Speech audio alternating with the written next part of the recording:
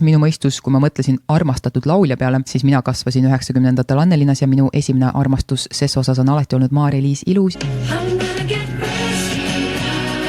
Ja siis ma hakkasin juba mõtlema, et peaks kruiisile minema ja kaelagi häält laulma, nii et rootslastel piinlik hakkab. Eestlastel ei hakka kunagi piinlik, kui keegi kaelagi häält karjub karaokes. Seejärel mõtlesin Inese peale, sest Ines on minu poolt ka sügavalt armastatud.